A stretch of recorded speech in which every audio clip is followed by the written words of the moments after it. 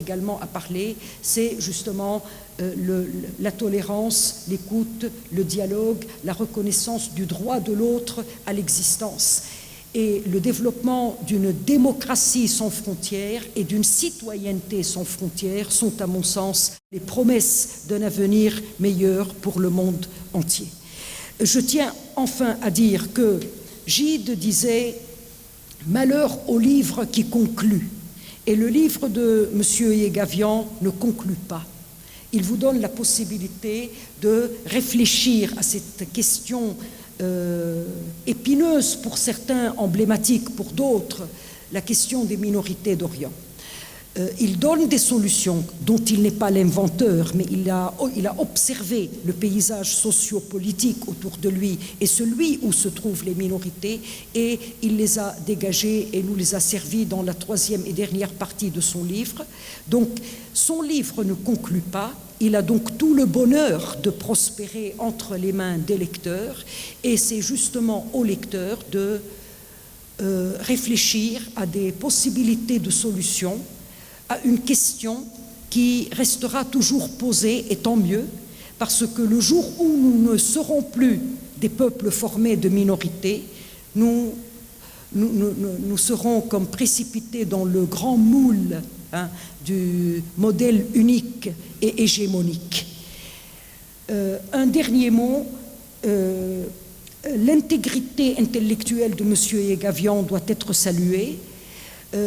Et en même temps, j'ai vu qu'il était citoyen du monde et attaché à ses propres racines. Tout à l'heure, lorsque cette rencontre a commencé, à peine l'hymne national d'Arménie a été diffusé, que je l'ai vu se redresser dans toute la dignité du peuple qu'il représente et de l'homme citoyen du monde qu'il est devenu. Merci beaucoup pour votre attention. Et j'espère vivement que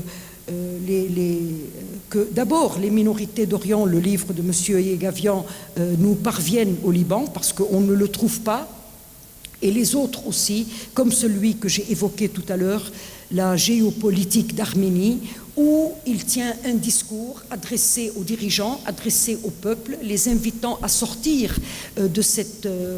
Du souvenir du traumatisme génocidaire pour s'attaquer à des défis plus importants, plus vitaux. Et il dit d'ailleurs dans cet entretien qu'il accorde au programme Le Nouveau Monde, il dit à Vincent Hervouet, il lui dit « Il vaut mieux lutter pour les vivants et ne pas se contenter de célébrer la mémoire de ceux qui ne sont plus, même si l'entreprise est difficile. » Donc, en dépit des souffrances qui jalonnent l'histoire des minorités d'Orient, il nous faut les transgresser, les transformer en matériaux constructifs pour ne pas répéter les conflits sanguinaires et sanglants, et construire un avenir dont nous pourrions être fiers et être fidèles à notre héritage civilisationnel. Merci beaucoup. On vous remercie, Madame Viviane. Merci beaucoup, monsieur. Je ne sais pas si Monsieur Yegavian et Monsieur Leifeld. Je vous remercie pour ces éclairages, cette communication absolument brillante, cher professeur.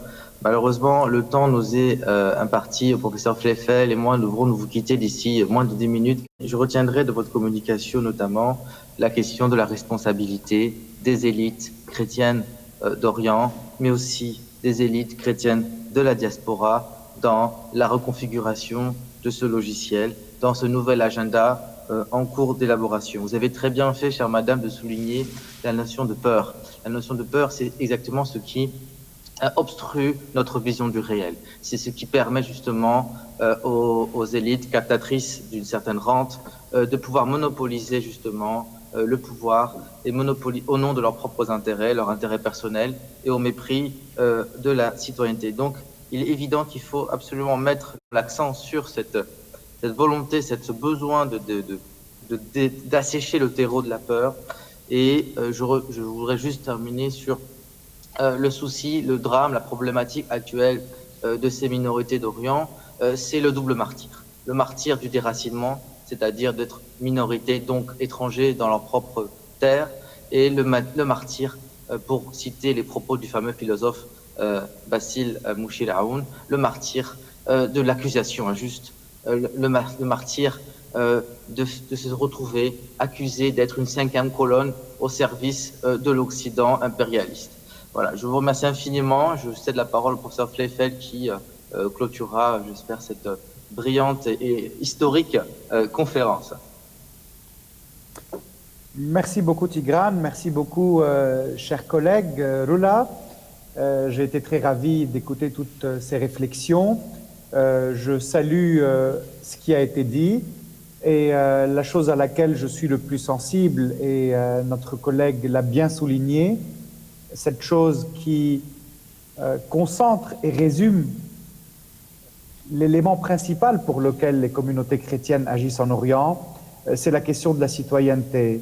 Je sais bien que nous avons tellement répété cette notion que parfois elle a tendance à être creuse, mais depuis la moitié du 19e siècle, depuis les Tanzimat et depuis la guerre de Crimée, les chrétiens pensent à la citoyenneté et proposent la citoyenneté.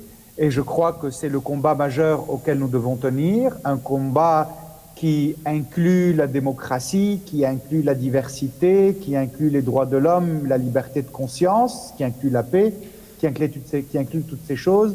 Mais je crois que, puisqu'il est question de critique, vu que tous les deux, mes chers collègues, vous avez mis en exergue une lecture critique des choses, je crois que cette notion de citoyenneté doit être constamment reconstruite et repensée, car les contextes à partir desquels on a pensé jadis cette question ne sont plus, donc dans la logique de ce que j'ai évoqué, du paradigme à venir de la présence des chrétiens d'Orient.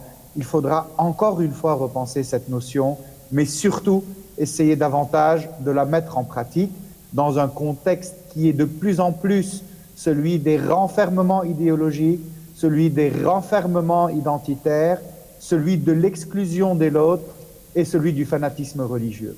La responsabilité que nous avons est une grande responsabilité et j'espère que nous ferons tous pour construire cette cité de l'avenir à laquelle nous rêvons tous et qui est tellement belle parce que construite à partir de ces diversités qui lui donnent la forme que nous lui souhaitons. Et merci.